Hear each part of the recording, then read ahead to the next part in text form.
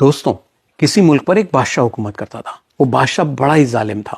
کسی سے بھی کہیں بھی کوئی بھی چھوٹی سی بھی غلطی ہو جاتی تھی تو وہ اسے اٹھا کے بھوکے کتوں کے سامنے ڈال دیتا تھا. اب اس کا ایک وزیر جو کئی سالوں سے اس کے ساتھ تھا اور کافی وفادار تھا، اس بیچارے سے ایک چھوٹی سی غلطی ہو گئی.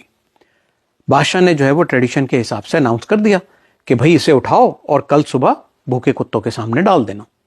یہ سن کر وزیر کافی پریشان ہوا، لیکن کیونکہ وہ کافی عقل مند تھا، اس نے بادشاہ سے ریکویسٹ کی کہ بادشاہ سلامت، میں نے آپ کی اتنے سالوں خدمت کی ہے، اس کے عوض مجھے صرف 7 دن کی مہلت دے دیں اور 8ویں دن اٹھا کے مجھے ان کتوں کے سامنے آپ ڈال دیجیے گا. تو بادشاہ نے کہا کہ چلو ٹھیک ہے، تم نے اتنے سال میری خدمت کی ہے تو اس کے عوض میں تمہاری اس آخری خواہش کو پوری کرتا ہوں اور تمہیں 7 دن کی مہلت دے دیتا ہوں.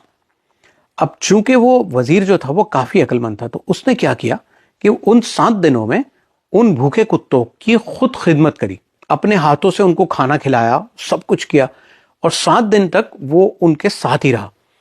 تو وہ کتے جو تھے وہ اس کے ہو گئے وفادار. اب 8ویں دن جو ہے وہ صبح صبح بادشاہ نے سب کو جمع کیا اور کہا کہ اسے اٹھاؤ وزیر کو اور ڈال دو ان بھوکے کتوں کے سامنے. اب جیسے ہی اس کو وزیر کو بھوکے کتوں کے سامنے ڈالا گیا تو کتے جو تھے وہ اسے چاٹنے لگ گئے، اس کے ارد گرد گھومنے لگ گئے اور اسے پیار کرنے لگ گئے. یہ دیکھ کے بادشاہ بڑا پریشان ہوا. بادشاہ نے کہا کہ یہ کیا ماجرا ہے، ایسا کیسے ہو سکتا ہے؟ تب اس وزیر نے کہا کہ بادشاہ سلامت، میں نے اتنے سالوں آپ کی خدمت کی اور آپ نے مجھے اتنی چھوٹی سی غلطی کی اتنی بڑی سزا دے دی، جبکہ میں نے ان کتوں کی صرف 7 دن خدمت کی اور آج یہ میرے وفادار ہو گئے. یہ سننا تھا کہ بادشاہ کافی شرمندہ ہوا اور بادشاہ نے کہا کہ واقعی مجھ سے کافی بڑی غلطی ہو گئی کہ میں نے اس چھوٹی سی غلطی کی تمہیں اتنی بڑی سزا دے دی.